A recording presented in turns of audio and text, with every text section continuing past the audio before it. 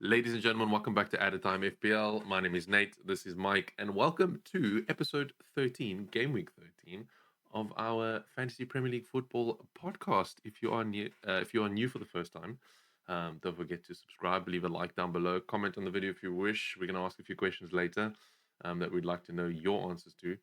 Follow us on Spotify. We do have the podcast on Spotify as well, so if you can't really watch the video, feel free to plug us in during your morning commute or whatever it is and have a listen. If there is some coffee or water drinking, we apologize in advance. Mike's voice is a bit hoarse, and I've just recovered from some flu. We love the winter in the UK and in Canada. It is what it is. But we are here for episode 13, game week 13, and we have quite the game week to discuss. First of all, did you see City get rocked by Spurs? Oh yeah, oh yeah. And I we knew, right? We called it last week. Yeah, it was literally, we literally said that out of all the fixtures, this is probably the one that Spurs will just say, well, you know what? Have a 4-0 defeat. I mean, City wasn't even bad. They just slept, and Spurs just turned up. And there's some FPL assets in there. We talk about a little later. That rocked my world, rocked from a negative, rocked your world for a positive, gave you some green arrows. But seriously, what that proves is, I had this Real Madrid guy come up to me and he argued with me that Rodri didn't deserve to win the Ballon d'Or. And now he Ooh. came to me humble pie and he's like, clearly Rodri deserved to win the Ballon Well, d'Or. I But look at mean, this team without him. yeah, yeah. No, and also, I was going to say, double backing onto your point about Foden being a problem, as we saw tonight, not necessarily because De Bruyne came on and you said the made City look worse Like last night, I defensively suppose. were weak, and it's because Rodri's not there. You can tell me what you want to about Caicedo and Rice being 100 million players and all that money. It's now looking like that 100 million was worthwhile. Yeah. Because where you gonna find a replacement for City at 100 million even? There ain't no more players to fill that role. No, They're exactly. gone. Exactly. And on that, I want to just discuss something because you mentioned that there was a player that burnt you, but not me, and finally hauled for the first time, some would say, was Pedro Porro. So Pedro Porro getting 14 points for me. I stuck to him, held him on. Um, I mean, yeah, he saved my game week, single handedly saved my game week. Yeah, it was a Thoughts? good move to keep him. It's just a nightmare when the thing is with Spurs is that they just so up and down, left and right. You don't know when they're gonna turn up. They're not a team that's trying to challenge for the Premier League. They're not going to be in a conversation with Chelsea, City, and Arsenal and Liverpool, but No. they are going to be in a conversation for a good cup. So I'd look at that League run and see what he can do. And speaking of like contract issues, did you see Salah's interview? Did you see what he No, said? I actually didn't. What did he say? He he got asked after the match, and he says he just won the match, and he said they asked him, what's he happening with his contract, and he was like, "Well, it's probably my last season playing for Liverpool because they don't want to offer me a new contract." He says it out stone cold, and I'm like, and Jamie Carragher was like, "Nah, how can you do that? It was Liverpool's more important than you." And I'm like, "No, why haven't Liverpool offered him a new contract? Like, why are they letting I Salah, mean, he the literally he Egyptian literally king?" beat Southampton for Liverpool. He I literally read beat this. Southampton. I read a stat today that if you take Salah out that team, Liverpool are in 16th position and Chelsea are first. Yo, and they don't want to offer him Ye- a contract. I Yeah. I understand it's silly money, and I understand you need to move forward without a 30-year-old player, but like to not have his future sorted out and it's going into December and he's got less than 6 months left on his contract. Nah, Liverpool need to sort something out. They need to sort something out, bro. I'm sure if Salah was 20 years older and was from Brazil, Chelsea would sign him. But Tell me about the moomish of the weekend. The biggest moomish, the biggest idiot, the biggest wall look, in the world. I am okay. Well, I'm worrying this because did beat Leicester over the weekend. What Mike's alluding to is I saw it and I literally saw at the screen. Number one, because I had Palmer in my team, and number two, well, not really for you because you captained him, but so it wasn't that bad for me. But anyway, Madueke just decided to put on a Leicester jersey and just played and in the number 3 position, I guess. I just No, don't it get it. it was like 6 o'clock in the morning, yeah, and I woke up the whole house swearing, "Are you effing kidding me?" My captain just got blocked by Maduwake. No, man, you know what? I don't even talk about that. Moving on, right? I don't even want to talk any more about that. Both Chelsea, Arsenal, and City look like they're all playing in Liverpool's world. It's Liverpool's league. But the moment of the weekend for me was this guy comes in. He sounds like Gru from the Minions. He comes in, he draws 1-1. First game in charge of Man United, and he can't even do his post conference because Ed Sheeran comes in and interrupts the whole thing. Ed Sheeran being one of the big boys there for Ipswich. Oh, well, So it I was think he's quite a stakeholder and well sponsored. I mean, they literally wear his album art on their jersey. So, yeah, but no. yeah, It's just the whole world's talking about how rude Ed Sheeran is, and he had to put a post out. So good sticking it to Man United and Emirates there. yeah, no, fair Uh, play, fair play. I mean, also just to quickly touch on it, there's a few people in our group that still support Ten Hag. So on that topic, I will give to you that clearly United need to sort out more than just their manager. So I'm not really too stressed about United assets as an FPL point of view. Yes, Fernandez looked like he was, on crack and cooking something with his Portuguese manager, being Portuguese himself, but it didn't really happen, did it? So I wouldn't be worried too much about them just yet. Well, let's talk about that before we move on. For if you were going to look at someone, is Fernandez the only one in that team that you're looking No, because Rashford always does well in the new management. at? First week or two, and they go party. Rashford will play out of his mind for 4 weeks, and then he'll just forget how to play football. It's just the way it is. So yeah, Dello and Mazarawi are playing in these wingback roles, yeah. which is really good. Mazraoui is good value for money as well. Both of them, I think you should be looking at for defenders. But the main guy I'm looking at in that team as a value is Ahmed. Oh He yeah, yeah, yeah, yeah. he's he looks like he's going to be the Amarim player of the next couple of weeks. And at that low price point, I think any good fixtures for United, you might want to look at him. So keep your eye on Ahmed as a cheaper option to Fernandez in the new Amarim era. But let's talk about your biggest, second biggest mistake of the season before we go to your Oh, first biggest mistake of the I season. thought you were going to say Uh, my biggest decision of the week, and now you come up with this nonsense. Yes, Mateus Cunha. Second, your second. We'll go with your second mistake. Tell everybody in the world what you did. Tell them your shame. What, my transfer or my mistake? No, we'll talk about your transfer later. I want to know Oh, that what I consider your second mistake this season so far. well, my biggest mistake, for those of you that don't know, was Welbeck and Pedro Porro. That was my biggest mistake thus far. Second biggest, although I'm starting to think this might be the biggest, is that I didn't go with Cunha. Um, I went with Strand Larson. And Cunha has probably, what, he did 16, 12, and 9, and 2, and then 6, something like that.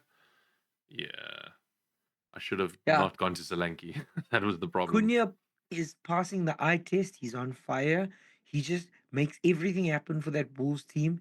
And even though they threatened in under relegation, they still look so fire and he still always score. So I really think Cunha is one of the must-have players. And I think that was a mistake on your part not bringing him in for Solanke. I think you said it was earlier.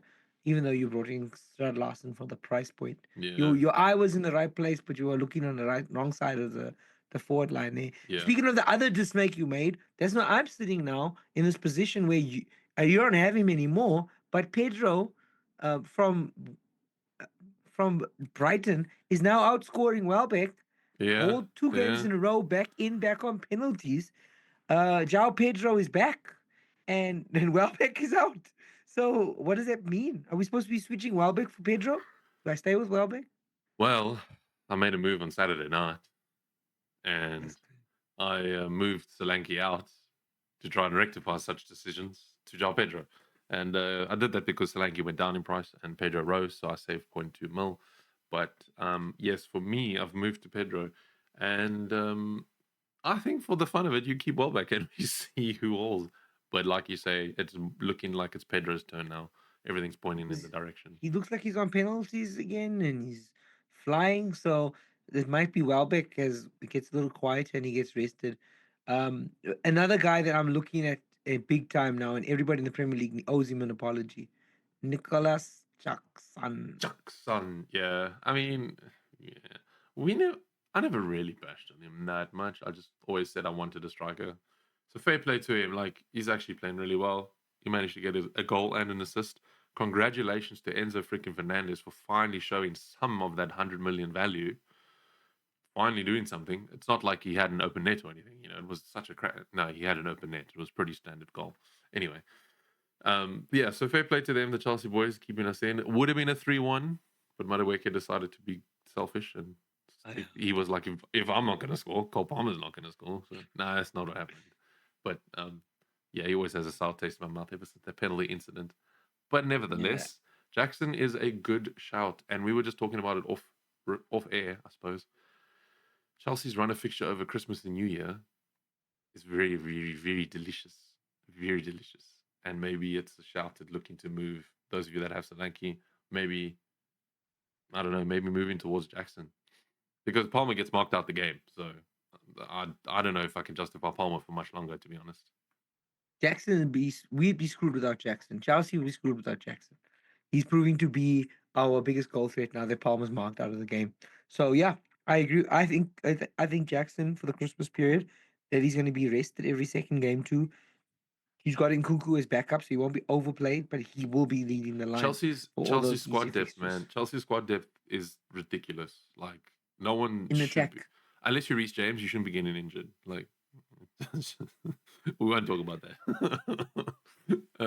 Arsenal. Let's go to the other side of London. Um, do you think that with Arsenal's fixtures swing, because I have a plan to move to Saka soon, do you Mm. think that it's worth looking at Odegaard, or do you think you I just think stick with Saka? no, it depends on what happens with Haaland, but if you got the money, Saka's gold, right? So as long as Arteta looks after him, I think we're gonna see the best of Saka I now. think he's also the We, top scorer, top assister. I think we're gonna see Palmer, not really Palmer, but Saka and Salah fight it out as these impact players, and I think Mm, both of them for this Christmas run need to be in your team. yeah, So yeah, bring yeah. him in. And then just the last thing I want to double back on that we've got written down here, just about Spurs players. Um, I'm not too convinced that they're assets. I gave them such a good chance in my team, and they've only managed to haul once. I think I've had them for 3 weeks. So yeah, like I say, I cut Solanke out my team earlier this week on the weekend, and I'm gonna move off Pedro Porro as well to fund a Saka move. I'll probably do that after their Bournemouth fixture when they face Chelsea and they have a little bit of a difficult fixture on. So I don't I'll have space for Brennan Johnson, but at the price point, he's only Spurs player I'm willing to have in my team. yeah, I agree. He's really good. Kulusevski as well to a point. I would Only also against say, City. but Can't play yeah, Manchester City every that's week, I bro. know that's the thing. So, but yeah. So tell me, you know a bit about my plans. You know my plan. Well, my move that I've done to Pedro, and my plan to go to Saka. I'll tell you who I'm planning on upgrading Saka for, but tell me what you're thinking for this week. Me. Okay. Here it is, ladies and gentlemen, boys and girls, FPL players around the world. It is time. His time has come. The bells are ringing. The seals are squawking. The angels are blowing their horns. It's time to get rid of Erling The Haaland. Hawks are heralding. I don't trust this guy anymore. He's just scored 2 goals a pen and that, but he looks like he's forcing it. And City are in such a bad place. And I don't care. They're playing Liverpool and he could score this week. But that money, if you had over the last couple of weeks gone with the front three of like Jao Pedro, the last 2 weeks, Pedro, Cunha, and Jackson, you'd be Oof, yeah. feasting. You were saying if you just set and forget your captain on Cunha, you'd be like in a great position as well. So I'm done. I'm done with Haaland. I'm done. And I think I can make up the points that Haaland could. I think it was a mistake to keep him when he was blanking because we got so much out of him in the early part of the season. We should have just let go. And I Yeah. think that was a mistake. We could have used that money in a better place and always just found a way to bring him back if we needed to with two transfers. And I think I'm going to pull the trigger. Haaland out, Jackson in, keeping in mind that Jackson's on 4 yellow cards. So he is going to That's a probably risky get a move. yellow card. Yeah, yeah. He's going to get a yellow card against Aston Villa. He's going to play. He's going to get a yellow card. He's going to be banned for the next match. I don't care. I think that Jackson is the move, unless it's to go to Pedro and as a forward player. And without Haaland, you always really have the extra money to bring him in with two moves. So if I ever feel like I want to go back, I can. But I Mm. don't think for Christmas. Haaland out. And I need to find space for Virgil because Liverpool's The defense is VVD like uh, rock watertight, Ver- rock solid. Liverpool's defense is decent. But you know who else is coming back? Arsenal with their run and their turn of fixtures. It's time for Gabriel and Raya to come back into the thinking now. I think we're about to hit a vein of form for the two. Gabriel scored tonight as well. Oh, there So you go. there's goals there. Those Haaland powers are working. Now you tell me the big news because you want to bring Saka in, but who you want to take out? It won't be Tell this us. week. It won't be this week. It'll be for next week. But I want to upgrade a player, which is very rare these days at the cost of living and the cost of Premier League. But I want to upgrade Mbuemo to Bukayo Saka, probably for game week 14. So that's kind of where I'm heading towards. I think not many players. You know what? Turns out that probably the top 100 will, just because I don't know. It's the way that the world works. Nathan has an idea, but please subscribe. No one follows us, and so no one knows. But you heard it here first. I'm planning to bring in Saka, so that's kind of my plan. No, Buemo out for Saka, I think is a really good move. I think Saka, if they can keep him fit and protect him, sub him off, overplay him, like he played tonight, Yeah, and he's playing again this weekend, and they have a run of fixtures. Like if they can get through Christmas and put as much pressure on Liverpool as possible with City slipping, we could have a four-way battle for the title if Liverpool drops some points. So, yeah, yeah, I back your move. João Pedro in is going to be interesting because yeah. it's one of those same things. If I take Haaland out, he will score. Well, I was If just you about to bring say João to you, Pedro in, yeah, does he blank? because I'm playing in your catch 20 or on your yeah. Because the thing is, you're going to take Holland out. I'm going to leave him in my team. So I'm not necessarily pro keep Haaland. I don't really have to at the moment, which is why I'm like, let's see. And if every time he shows up for me, I hope it's against a big game against Liverpool. So we'll see. And then the same as you said, I go and bring in João Pedro in. Welbeck probably goes and scores a brace. So we'll just have to monitor that and see what happens. But speaking of João Pedro and Welbeck, they are playing against Southampton this weekend at home. So we'll talk about captaincies a little bit later, but I think that's a good match to watch. Southampton is a fun team to watch nowadays. I mean, they kept Liverpool guessing whether they're going to walk away with 1 point or no points. Then Salah, the man that doesn't have a contract, comes and saves them. And Brighton are still on a good run of form, so I think that'll be a crack to watch. For me, is there any other games that you particularly looking at from like the mid-table teams? Akuna Matata. Of Wolves is course, coming for Bournemouth. I mean, Bournemouth's not an easy game, but no. Wolves are fire, and I wouldn't put money on Wolves winning the game, but I would put money on Cunha being involved in a goal. Yeah.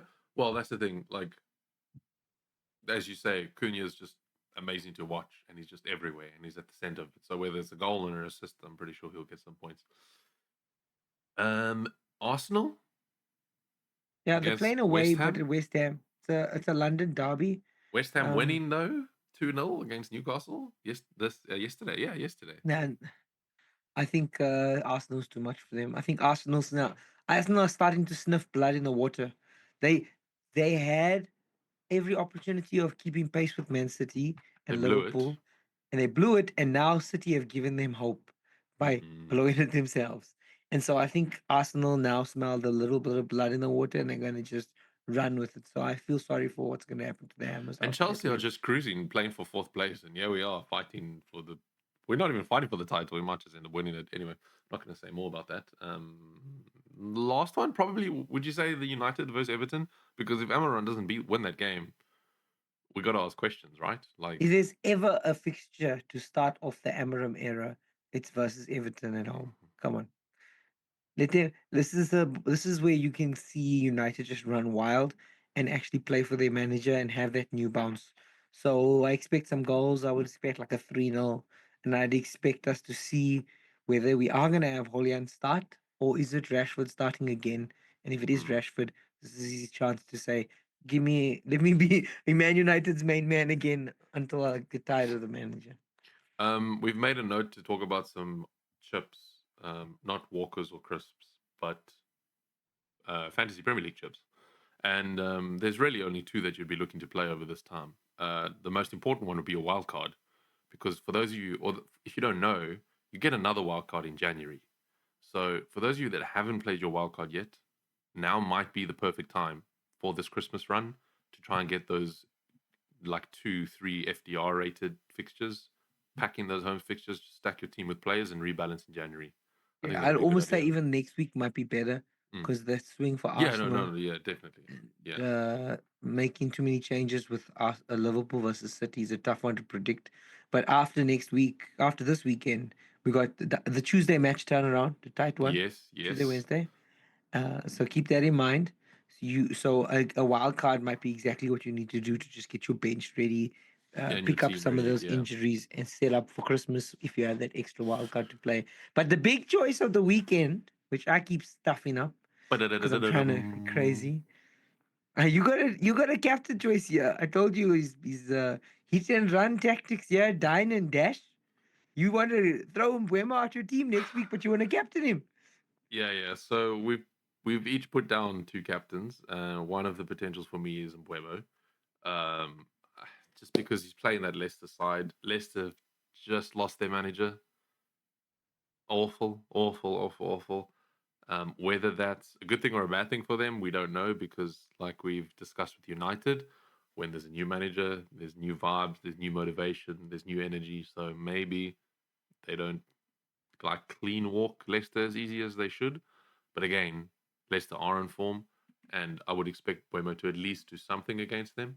He was a bit unlucky against Everton, but that was just a nil-nil draw, so we can't really take much away from it. So I'm yeah, telling you, Leicester were rubbish against Chelsea. If no, they they play were like that, Buemo's scoring a hat trick. My captain choice to counter Buemo would be Cunha. Acuna Matata. Yeah, I mean He's up Bournemouth at front, home he's as deadly. But can he really haul again? Kenny. That'll be 3 times in a row. That'll probably be other than Haaland's hat trick of hat tricks that he didn't, or hat trick of brace of hat tricks. I'll say it. There we go. He's pretty much up there for the most forward to haul in like a consecutive time. So he could. He really could. Um, João Pedro versus Southampton. I think it'd be Southampton. ballsy of you to captain the player you just brought in. It would be. It would be a big dick move. Just maybe more of a differential.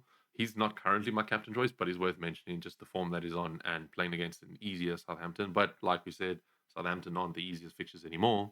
They're pretty tough, considering they made Liverpool go 2-1 at some point.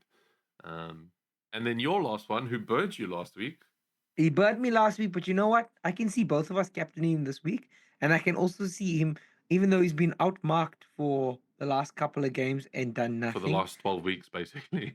I wouldn't be surprised if he could come around the corner and score 4 goals again now. It's Palmer You get a versus hat trick in Aston the Villa. first half and then a fourth in the second, just the way it is. Palmer versus Aston Villa. It might be the exact game in Palmer because Aston Villa are not a deep team. They're not going to overmark Palmer. They play attacking football. They play a bit more expansively. They might leave just enough gaps for Palmer to be the player he needs to be. And touch wood, Maresca puts him wide. And if he is overmarked, play him as right wing. Let him do his Yeah. thing. Only thing Maduak is doing is getting in the way. Literally, quite literally. Yeah, I'll back it, and he's currently on my captain. Just a quick outside shout because we have to mention his name is Mo Salah. Not a great choice in my personal opinion, playing against City. Um, although the way it's going, it could be like a 5-3, 5-4 kind of game. Um, If I was in your shoes, I had the rank you had and the position you had, I think I would captain Salah. Because I don't think you stand to lose anything from one of the most consistent FPL players, even though he's got a difficult match. I think even if you lose a couple of points from captaining him and he blanks, the the statistical likelihood that he does score 1 goal is quite high, and I think where you are in your ranking, you don't need your captain to score maybe 5 goals or blank, but Mm, a guaranteed 1 goal for you is worth way more than me. And yeah. so, if I was you, I'd actually just leave my captain in Salah, but I mean, it's come really captain Palmer with me. it's really not bad. It's really not a bad idea. I'm looking at my team for this week as well. If Salah doesn't hold, the rest of the team should. I mean, I've got Strand Larson, so it's touch and go, but I got Brett, Jao Pedro, Buemo Palmer. I've got Pedro Porro playing against Fulham. I got Aid Nouri. I got Flecken. Hopefully, he can keep a clean sheet again for me. Who knows? But I mean, even got Rogers. I don't think Chelsea will keep a clean sheet against Aston Villa. I'm just going to say that now. I just don't think we're solid enough at the back. But yeah, I mean, there's depth, so I'm not too worried. I might Chelsea's the consider it. only team that play with no goalie, so how are we gonna keep a clean sheet? Anyways, yeah, Sanchez, consider it. Sanchez may as well take off his gloves. No, Consider Sanchez, consider Salah, consider it. But if you stick with me and Palmer, I think we can have a fun Sunday yeah, morning. it's not all the time we have to back the same captain, but also the captain is in our favorite club. So there you go. But yes, I think that's all we have time for. That's pretty much covers Game Week 13. Um, Next week will be a bit of an earlier episode. We'll probably film Sunday, maybe a Sunday evening release or a Monday morning release because the quick fixture turnaround. So stay tuned, turn on notifications, don't miss it. I mean, you can, but you'll regret it. So don't be like Mike and make the wrong decision in Captain Palmer. Except for this week, this is the right decision. But otherwise, good luck for this game week. It's getting cold, so stay warm. It's getting cold in Canada. I mean, it's always bloody cold in Canada, but you know what I mean. Stay warm in the UK. Don't get sick. May the points be ever in your favor as always, and we'll catch you next week. Cheers, guys.